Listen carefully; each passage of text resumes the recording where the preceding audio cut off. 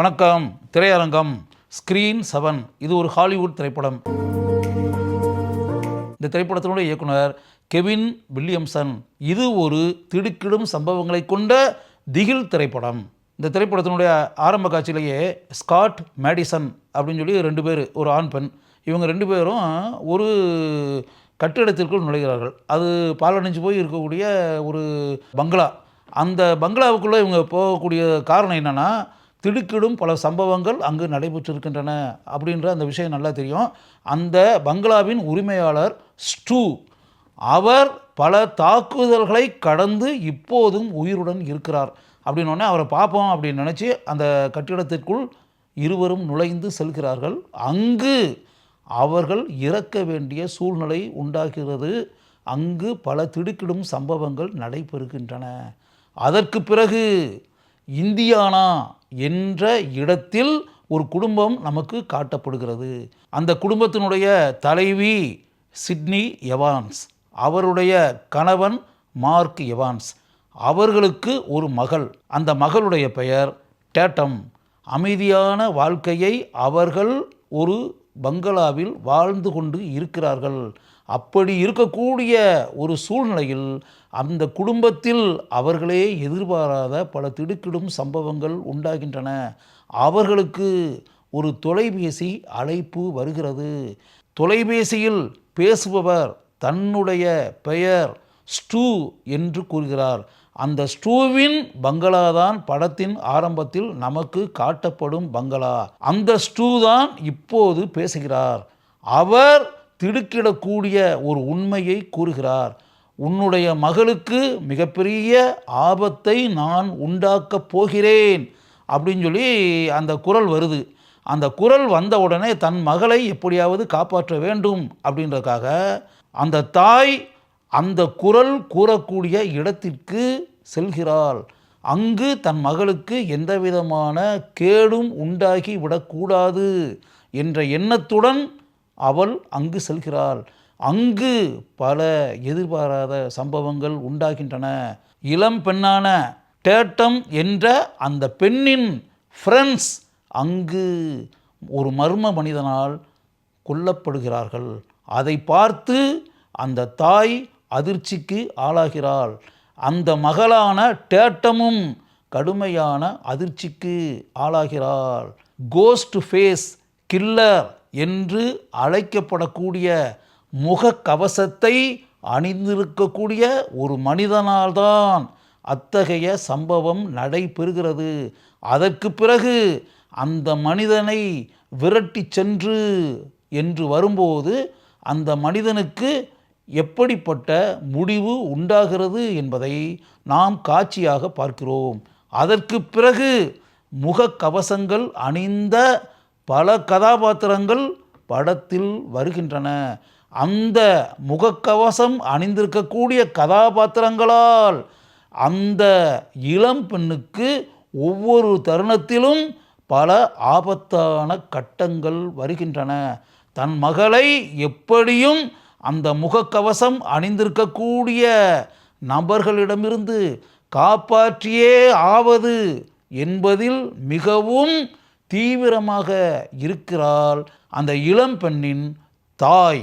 Sydney தன் மகளை காப்பாற்றுவதற்காக எந்த அளவிற்கு கடுமையாக போராடுகிறாள் என்பதை படத்தில் நாம் பார்க்கிறோம். தான் சொந்தத்தில் வைத்திருக்கக்கூடிய காஃபி கடைக்குள் நடைபெறக்கூடிய பல சம்பவங்களை பார்த்து அவள் அதிர்ச்சி அடைகிறாள். அந்த கட்டிடத்திற்குள் இருக்கக்கூடிய தன் மகளுக்கு முகக்கவசம் அணிந்திருக்கக்கூடிய ஒரு மனிதனால் எந்த அளவிற்கு தாங்கிக் கொள்ள முடியாத ஆபத்தான சூழல் உண்டாகிறது என்பதையும், அந்த சூழலிலிருந்து எப்படி புத்திசாலித்தனமாக தப்பிக்க வேண்டும் என்பதை தன் மகளுக்கு அவள் தொலைபேசி மூலம் கூறுகிறாள் என்பதையும், தன் தாய் கூறுகிறபடி அந்த மகள் எந்த அளவிற்கு புத்திசாலித்தனமாக நடந்து கொள்கிறாள் என்பதையும், படத்தினுடைய இறுதி வரை தன் மகளை காப்பாற்றுவதற்காக அந்த அருமை தாய் எந்த அளவிற்கு மிகுந்த புத்திசாலித்தனத்துடன் நடக்கிறாள் என்பதையும் பார்க்கும்போது சிட்னி என்ற அந்த அருமை தாயின் மீது நமக்கு அளவற்ற மதிப்பும் மரியாதையும் உண்டாகிறது. படத்தில் இதுவரை முகமூடி கவசங்களை அணிந்து கொண்டு வந்த அந்த கோஸ்ட் கில்லர்ஸ் என்ற கதாபாத்திரங்கள் எதற்காக அந்த காரியங்களை செய்கிறார்கள், அந்த முகமூடிக்கு பின்னால் மறைந்திருக்கக்கூடிய மனிதர்கள் யார் என்பதை பார்க்கும்போது நாம் அதிர்ச்சிக்கு ஆளாகிறோம். அப்படி முகமூடி அணிந்திருக்கக்கூடிய ஒரு கதாபாத்திரம் ஒரு பெண் கதாபாத்திரம் என்பதும், அந்த பெண் கதாபாத்திரம் சிட்னிக்கு மிகவும் நெருக்கமாக இருக்கக்கூடிய ஒரு தோழி கதாபாத்திரம் என்பதையும், அந்த பெண் இவர்களுடைய வீட்டுக்கு பக்கத்து வீட்டை சேர்ந்தவள் என்பதையும் படத்தினுடைய உச்சக்கட்ட காட்சியில் பார்க்கும்போது நமக்கு உண்டாகக்கூடிய அதிர்ச்சிக்கு அளவே இல்லை. படத்தினுடைய கிளைமாக்ஸில் அனைத்து ஆபத்தான கட்டங்களையும் தாண்டி அந்த அருமையான குடும்பம் எப்படி எந்த விதமான சேதமும் இல்லாமல் இருக்கிறது என்பதையும், சிட்னி தன்னுடைய அருமை கணவனுடனும் தன்னுடைய அன்பு மகளுடனும் எப்படி தன்னுடைய இனிய வாழ்க்கையை தொடர்கிறாள் என்பதையும் பார்க்கும்போது நமக்கு மிகுந்த சந்தோஷம் உண்டாகிறது. அத்தகைய ஒரு காட்சியுடன் இந்த திரைப்படம் முடிவடைகிறது. நேவ் கேம்பல் இவர்தான் சிட்னி எவான்ஸ் கதாபாத்திரத்தில் நடித்திருக்கக்கூடிய நடிகை. கனமான கதாபாத்திரம். படம் முழுக்க அந்த கதாபாத்திரத்திற்கு தன்னுடைய நடிப்பு திறமையால் இந்த நடிகை பெருமையை சேர்த்திருக்கிறார். ஜோயல் மெக்கேல் இவர்தான் மார்க் எவான்ஸ் கதாபாத்திரத்தில் நடித்திருக்கக்கூடியவர். காவல்துறை அதிகாரியாக வரக்கூடிய இந்த கதாபாத்திரத்திற்கு இந்த நடிகர் கச்சிதமாக பொருந்தி இருக்கிறார். மிகவும் இயல்பாக இவர் வரக்கூடிய காட்சிகள் இருக்கின்றன. இசபெல் மே இவர்தான் டேட்டம் கதாபாத்திரத்தில் நடித்திருக்கக்கூடிய இளம் நடிகை. தன்னுடைய அருமையான நடிப்பால் அந்த கதாபாத்திரத்திற்கு இந்த நடிகை உயிர் தந்திருக்கிறார். ராம்சே நிக்கல் இவர்தான் இந்த திரைப்படத்தினுடைய ஒளிப்பதிவாளர்.